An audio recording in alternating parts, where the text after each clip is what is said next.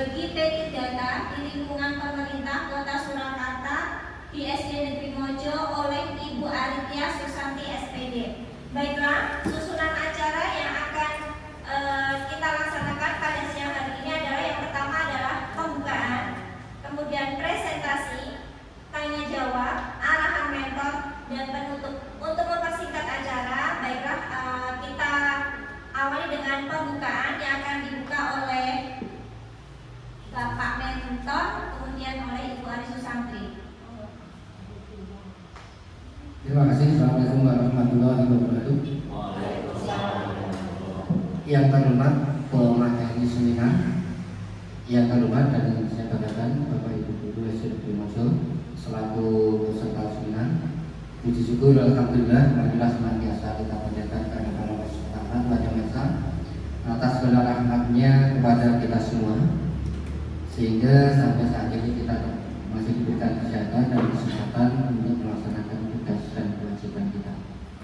Bapak Ibu sekalian, marilah kita ikuti bersama seminar laporan orientasi pengenalan nilai dan etika pada instansi pemerintah bagi P3K Dinas Pendidikan Kota Surakarta yang akan disampaikan oleh Ibu Aritya Susanti SPD.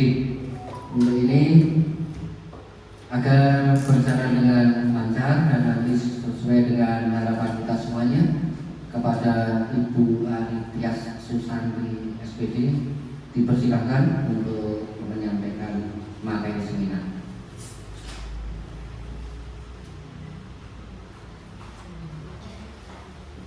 Selamat siang Bapak Ibu dan rekan-rekan sekalian.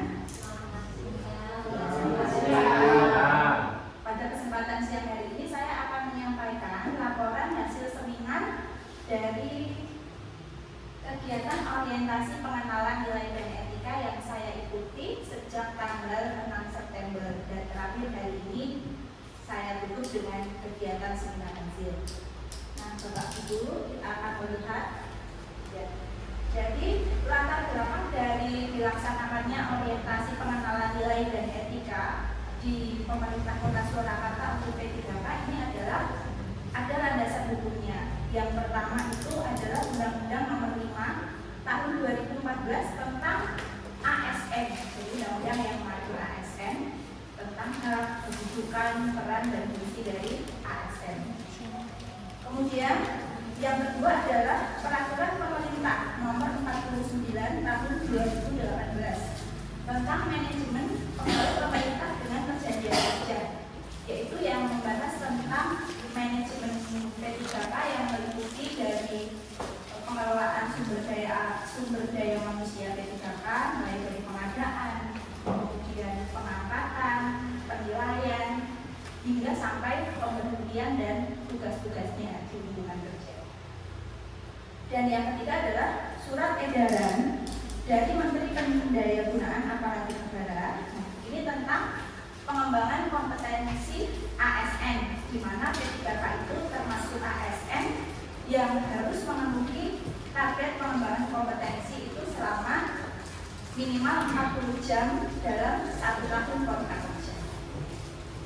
Dan orientasi ini adalah salah satu langkah pengembangan kompetensi bagi para ASN, khususnya P3K di lingkungan pemerintah Kota Surakarta. Ya, next.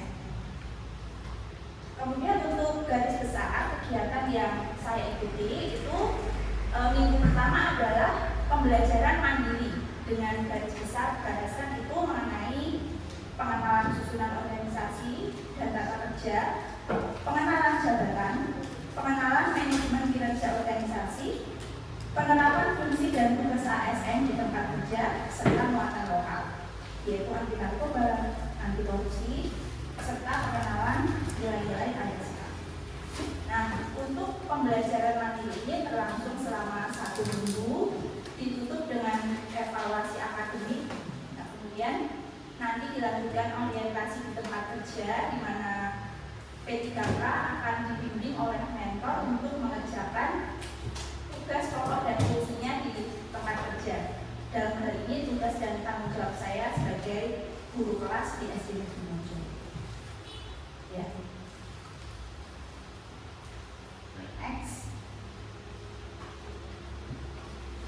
Ya sesuai peraturan dari Menteri Pendidikan dan Kebudayaan Nomor 15 Tahun 2018, fungsi dan tugas P3K termasuk tugas dan tanggung jawab saya di unit kerja SD Negeri Mojo dengan jabatan guru kelas itu meliputi 2 poin.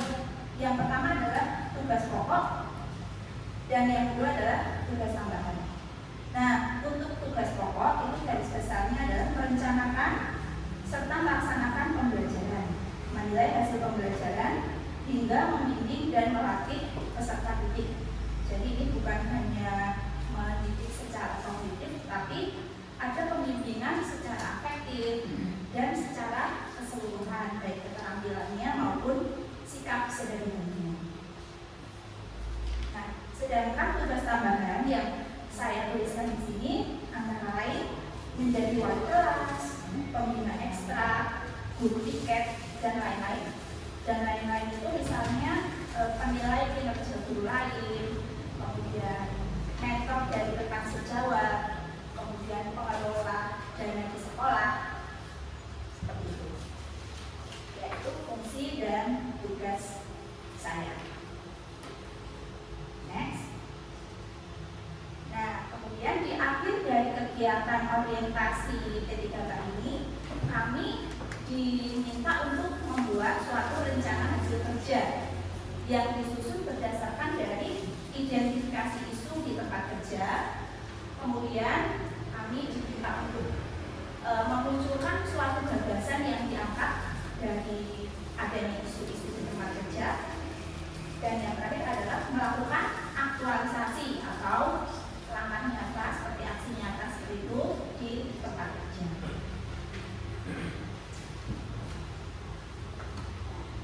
Untuk tahapan yang pertama, ya, ini isu yang berhasil diidentifikasi dari tugas jabatan saya di kelas 2B sebagai guru kelas adalah adanya perbedaan kemampuan awal di kelas 2B, minatnya, juga gaya belajarnya, sehingga menyebabkan beragamnya kemampuan literasi dan numerasi siswa di kelas 2B. Jadi kalau dibuat alur berpikirnya, di awal itu ada perbedaan kemampuan. Ada yang sudah lancar membaca, ada yang sudah lancar menjumlahkan, pengulangan, seperti itu. Tetapi ada juga yang kemampuan awalnya itu baru dalam tahap mengenal dulu. Kemudian ada perbedaan minat belajar. Ada yang minat belajarnya tinggi, ada yang sedang rata-rata, dan ada yang kurang. Ada juga perbedaan gaya belajar. Ada anak yang semangat belajar ketika guru menyampaikan tayangan video. Ada yang semangat kalau diberikan gambar-gambar. Ada juga yang semangat ketika guru menyampaikan pelajaran yang disertai dengan misalnya main peran. Berarti ada perbedaan gaya belajar anak. Ada anak yang gaya belajarnya itu visual, ada yang auditori, ada juga yang kinestetik. Nah, akibatnya terjadi adanya perbedaan kemampuan literasi dan numerasi di kelas 2B. Nah, dari mana saya bisa menyimpulkan ada perbedaan kemampuan ini? Di sini saya mengamati bahwa kemampuan yang berbeda itu dapat dilihat dari kemampuan membaca, menulis, sedangkan kemampuan numerasi dilihat dari kemampuan berhitung urut, menjumlahkan, dan mengurangkan bilangan. Nah, yang bisa saya buat kategori dari asesmen kognitif di kelas itu adalah seperti tabel yang tampil di slide. Nah, ini di sini saya mengkategorikan dari 18 siswa, ada anak yang kategorinya itu lancar dalam hal literasi sekitar 12 siswa dan dalam hal numerasi sekitar 10 siswa. Yang sedang untuk literasi ada sekitar 4 siswa dan yang numerasi sekitar 5 siswa. Dan yang kurang ada 2 siswa untuk literasi dan 3 siswa untuk numerasi. Berikutnya, nah dari adanya isu yang terjadi di kelas yang saya ambil ini, kemudian saya mengangkat suatu gagasan untuk menerapkan pembelajaran berdiferensiasi. Apa itu pembelajaran berdiferensiasi? Nah, pembelajaran ini adalah pembelajaran dengan pendekatan pengajaran yang mengakomodasi perbedaan kemampuan, minat, dan gaya belajar siswa. Nah, tujuannya apa? Nah, ini ada tujuan dari pembelajaran berdiferensiasi. Yang pertama, menciptakan lingkungan belajar yang inklusif. Yang inklusif itu maksudnya pembelajaran untuk semua anak, inklusif. Jadi pembelajaran itu tidak hanya berpihak pada anak yang sudah mahir membaca, tetapi juga berpihak kepada semuanya, baik yang sudah bisa membaca, yang belum bisa membaca, yang pintar berhitung, belum bisa berhitung, pokoknya semuanya tercakup dalam pembelajaran tersebut. Nah, pada akhirnya pembelajaran ini akan memastikan setiap siswa mendapatkan pengalaman belajar sesuai potensinya. Jadi yang tadi punya potensi pada pembelajaran berbasis visual, dia akan semakin berminat belajar. Kemudian kemampuan literasi dan numerasinya akan semakin berkembang seperti itu. Dan yang ketiga adalah meningkatkan tadi yang di awal sudah berbeda, ada minat, ada kemampuan itu setelah melakukan pembelajaran berdiferensiasi, harapannya ada peningkatan baik dalam hal minat belajarnya maupun kemampuan literasi serta numerasinya. Berikutnya, nah, untuk rencana kerja berdasarkan isu dan gagasan yang saya angkat, ini saya susun dalam suatu tabel.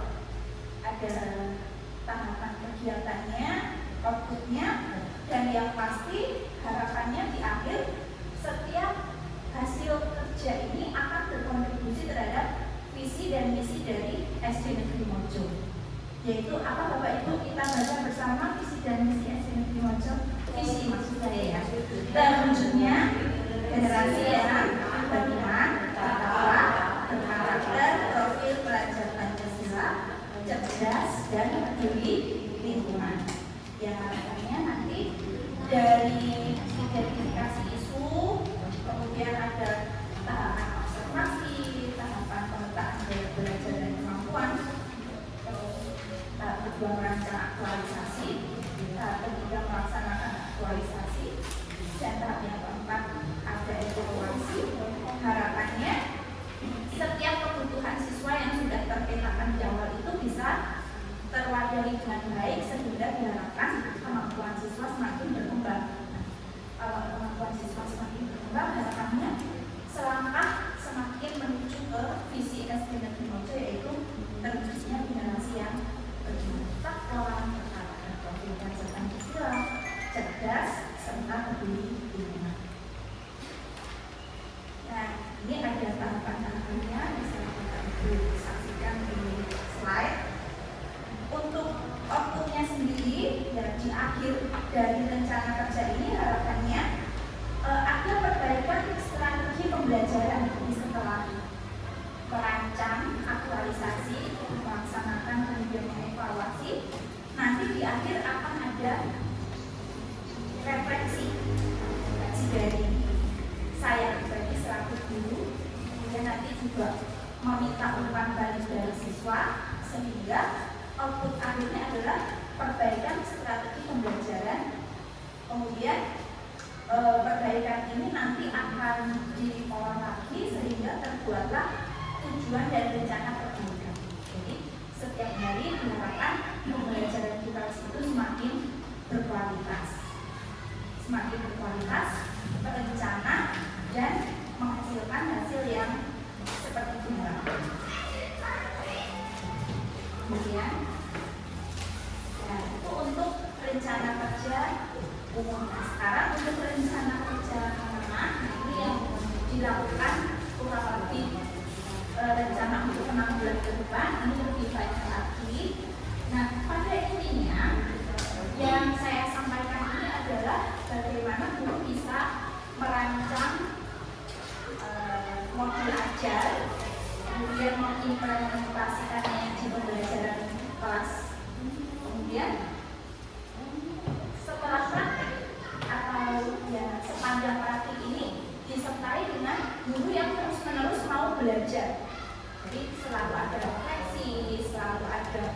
umpan balik, selalu ada diskusi, dan ya tentu saja dulu harus terus mengembangkan kompetensi, dimulai dari mengikuti pelatihan, sharing dengan rekan sejawat.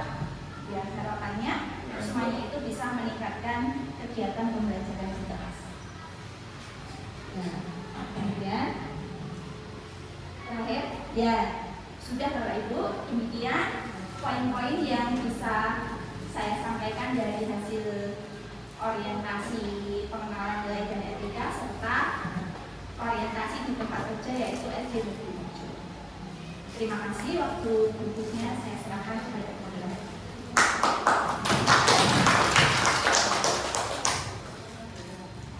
Monggo ditahan Bapak Ibu. Baik, untuk sesi berikutnya adalah sesi tanya jawab. Monggo yang mau bertanya tentang apa yang sudah disampaikan oleh Bu Arityas. Kita buka 3 pertanyaan ya. Monggo.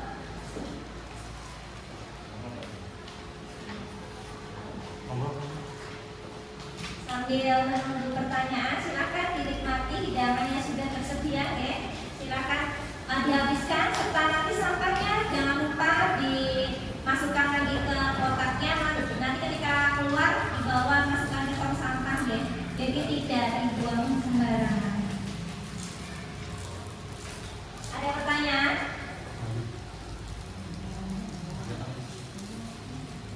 Monggo 1, 2.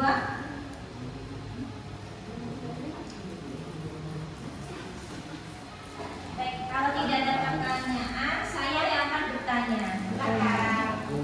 Ya, baik. Ini masalah orientasi pengenalan nilai dan etika pada instansi pemerintahan. Tadi saya ingin mempertanyakan tentang pembelajaran diferensiasi. Nah, ini Bu Tias, mungkin kalau anak kecil itu bagaimana sih cara mensiasati untuk dalam pembuatan metode berdiferensiasi tersebut gitu kan? Tadi yang ada saya kelas juga, yaitu saya cuma minta tolong bagaimana saja. Monggo, Bu Arityas akan menjawab. Ya Bapak Ibu, saya akan men-sharingkan tentang kegiatan pembelajaran berdiferensiasi yang sudah berlangsung di kelas 2, yang sudah saya lakukan ketika aktualisasi kemarin sekaligus ketika observasi dengan Bapak Mentor, itu adalah tentang penerapan nilai-nilai Pancasila di kelas 2. Nah, jadi yang kalau pembelajaran berdiferensiasi sendiri itu kan ada 3. Yang pertama berdiferensiasi proses, 2 berdiferensiasi konten, dan yang ketiga berdiferensiasi produk.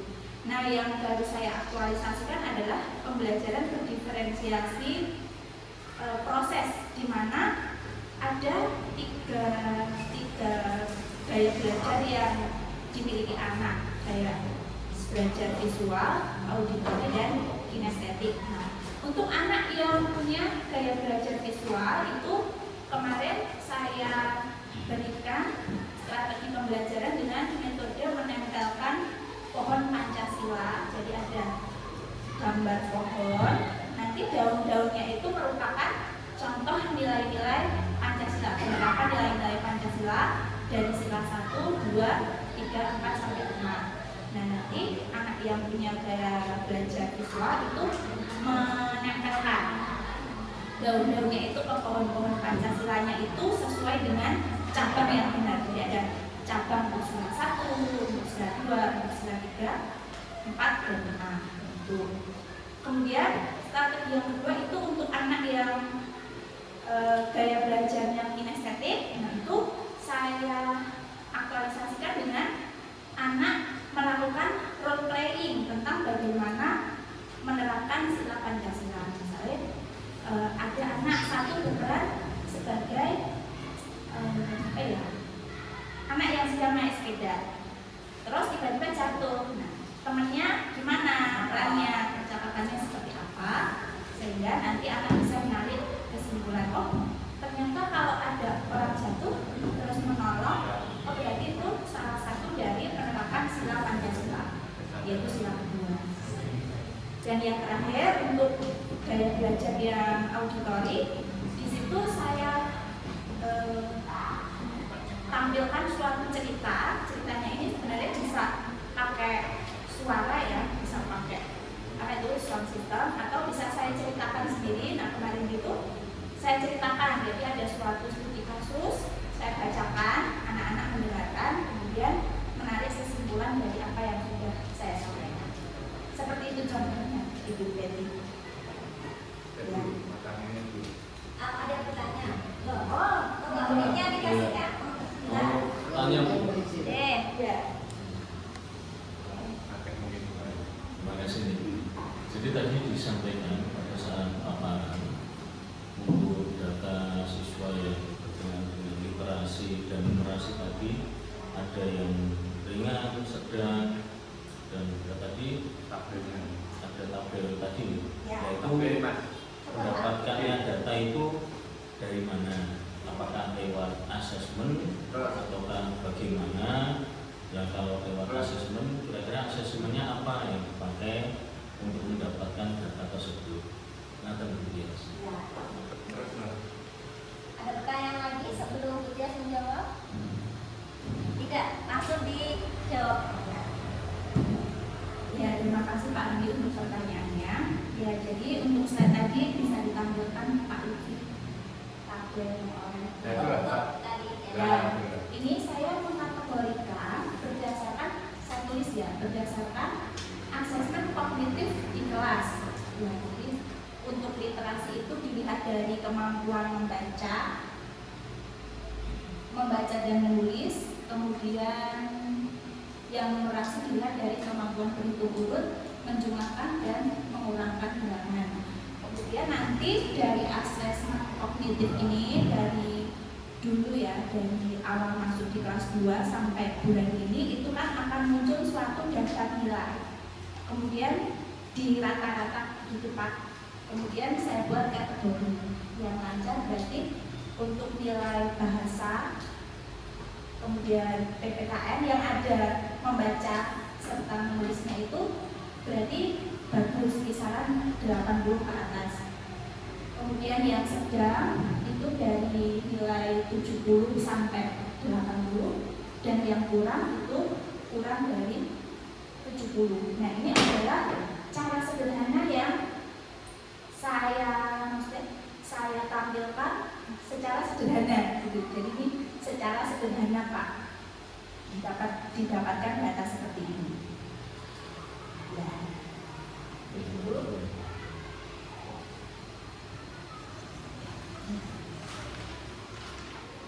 Terima kasih untuk pertanyaannya. Baiklah, untuk sesi selanjutnya adalah untuk persingkat waktu ya. Itu adalah arahan dari Bapak Mentor mengenai presentasi yang telah disampaikan oleh Bu Alidia. Semoga Bapak. Terima kasih. Pertama tepuk tangan dulu untuk Bu Alidia. Luar biasa apa yang disajikan. Namun beberapa hal yang ingin saya sampaikan, dan mohon maaf apabila nanti kurang berkenan. Yang pertama, pada halaman kata pengantar, mohon untuk tata tulis ini benar-benar bagus. Jadi karena itu memang betul-betul bagus ya, sehingga nanti untuk alinea paragraf itu bisa lurus. Kemudian kami berdasarkan kata tulis menyampaikan rasa terima kasih satu, maka satu ini masuk pada lurusnya alinea paragraf. Jadi tidak berdiri ke sana tapi menjaga ke sini. Satu satu. Kemudian di sini penjenengan kurang konsisten. Misalnya Bapak Teguh Prakoso selaku Wali Kota Surakarta, kemudian Ibu Dian Neta MSI selaku Kepala Dinas Pendidikan Kota Surakarta. Nah, boleh Bapak Mikono Lanso SPD Kepala Sekolah kayak ono diberikan SD Mojo. Ini biarkan lebih tegas, betul ya? untuk tata tulisnya. Kemudian saya dapatkan antara daftar isi dengan halaman ini ada yang hilang. Pada daftar isi ini ada daftar lampiran di halaman IX, namun di halaman IX-nya nggak ada. Ini hanya sampai halaman 8, kemudian 1. Sehingga pada daftar lampiran tolong nanti diberi lagi. Maaf ini saya teliti kenangan karena nanti bisa digunakan untuk Bapak Ibu guru yang akan seminar berikutnya. Kemudian berikutnya pada halaman kedua ini juga pada tata tulis lagi, tolong diperhatikan sehingga bagian akhir baris ini benar-benar lurus. Terus diperhatikan paragrafnya ini 6 atau 7 karakter begitu, tetapi sing ajak konsisten ya. Pada halaman 2 waktu dan tempat kegiatan ini mestinya dimulai tanggalnya bertempatnya di lokasi unit kerja atau kedudukan masing-masing, tolong diganti saja karena ini di unit kerja pendidikan SD Mojo langsung bertempat di SD Negeri Mojo Kota Surakarta dan dilaksanakan secara daring dan mandiri. Jadi jangan sampai di unit kerja masing-masing. Berikutnya untuk halaman 3, sedangkan misi pemerintah Kota Surakarta ini atau dari sana ditulis dengan huruf pertama atau 1, 2, 3. Jadi kalau menurut saya ini tidak ada. Pertama, meningkatkan kualitas kesehatan masyarakat yang tangguh. Kedua, memperkuat pertumbuhan ekonomi yang adaptif dan berkelanjutan. Ini lebih hemat saya mestinya kalau ini merupakan satu visi yang merupakan penjabaran dari misi, ini adalah tertulis dengan angka 1, 2, 3, tidak secara deskriptif mengatakan pertama, kedua, ketiga, keempat sampai dengan ke-7. Kemudian untuk struktur organisasi dan tata kerja pemerintah Kota Surakarta, tolong jadi gini Pak ya, jangan dipindah halamannya. Ngarepe wong judul toh, tetapi bagian strukturnya ini di halaman berikutnya. Kalau bisa disambungin. Begitu. Kemudian di halaman 5 fungsi inspektorat daerah ini juga begitu. Sehingga kalau fungsi inspektorat daerah adalah titik 2 A, B, C, D dan seterusnya, itu tata tulisnya tidak di awal begini, tapi penjenengan sudah mulai menjorok. Jadi sudah mulai menjorok mengikuti alinea. Ini bagian berikut di dalam tata tulisnya.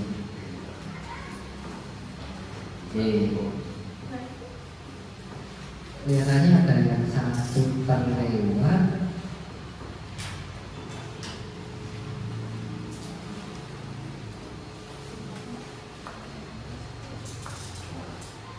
Pada halaman 1 ini surat edaran Menteri Pendayagunaan. Ini nanti tolong diganti Menteri Pendaya Gunaan, jadi bukan pendayagunaan rakyat.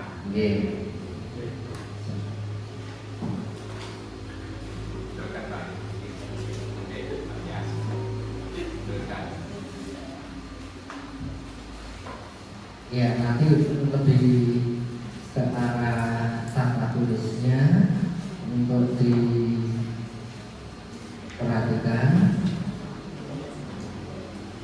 Di halaman 19 juga begitu, Mbak Tias. Berikutnya tadi waktu yang digunakan untuk melakukan ini 24 jam atau 40 jam dalam satu tahun? 40. Nah di sini penjelasan tertulis 24 jam. Sehingga tadi antara saya membaca dengan saya mendengarkan ada mes yang penjelasan tulis itu 24 jam, tetapi yang penjelasan tayangkan adalah 40 jam. Berikutnya yang terakhir, data observasi penjenengan berupa statistik. Maaf kalau boleh saya mengusulkan, dan ini tidak menyalahi dari struktur laporan, maka data observasi penjenengan yang berupa statistik tadi, ya, ini hendaknya dimasukkan di dalam data awal rencana hasil kerja. Kalau tidak menyalahi dari struktur dan data tulis yang diberikan. Oleh karena dengan itu nanti saya sebagai mentor itu bisa menganalisis lebih lanjut tentang keberhasilan program-program penjenengan. Saya punya data fisiknya. Oh, ini adalah data awal sebelum dilakukan satu tindakan. Dan berikutnya, kalau nanti di situ ada pokok masalah, sehingga pokok masalahnya itu nanti bisa terjawab atau tidak, maka saya akan melihat di data statistik yang berikutnya. Pak Yas, paham yang saya sampaikan?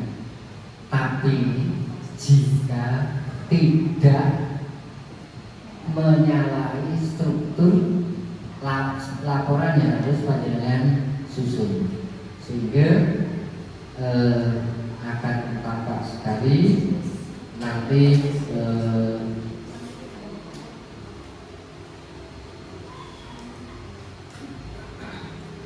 perkembangan atau perubahan dari sebuah rencana kerja panjenengan, baik di dalam rencana kerja jangka pendek maupun jangka menengahnya. Demikian apa yang saya sampaikan, dan mohon maaf mungkin sangat menyakitkan, tetapi bukan tujuan saya ke sana. Tapi tujuan saya adalah Mbak Tias nanti menjadi bisnis. Begitu ya, luar biasa relasi kita. Moga mungkin ada sesuatu yang pengen disampaikan ke saya dari Mbak Tias. Waktu saya aturkan. Tidak. Terima kasih sekali.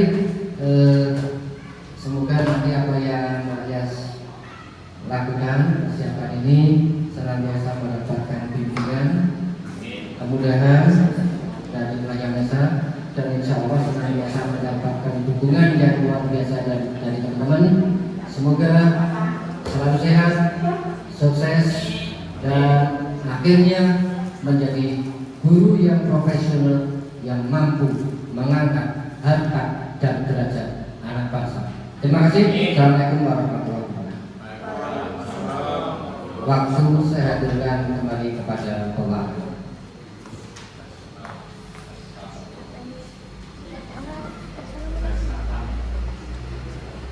Alhamdulillah, untuk acara pada hari ini sudah selesai.